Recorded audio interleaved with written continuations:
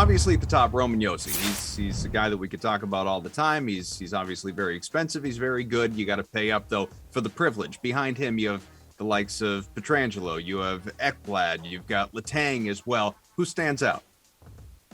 I mean, the Panthers guys are always safe bets for DFS, no question about it. I like, in terms of value, what guys like Rasmus Dahlin bring to the table, especially with Buffalo's power play being borderline top 10 in the NHL since January 1st.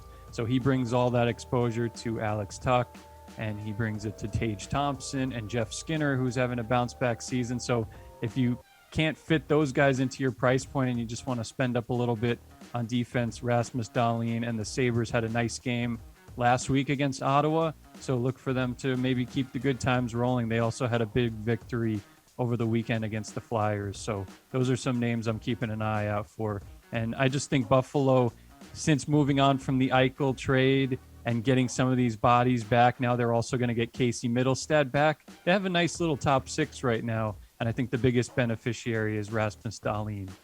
AJ, which direction are you rolling? Yeah, I'm definitely with Pete here on Rasmus Dahlin at 5,700. He's running that first power play for the Sabres here. And they should, as Pete mentioned, get an offensive boost by having Casey Middlestad return to the lineup tonight. But of course, the answer here is Chris Letang at 7,400.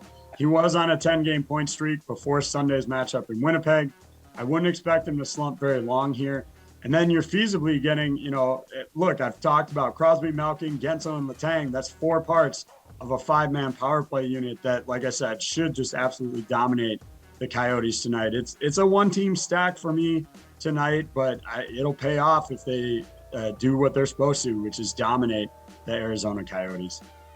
Paul, we didn't see it, but we heard the chuckles.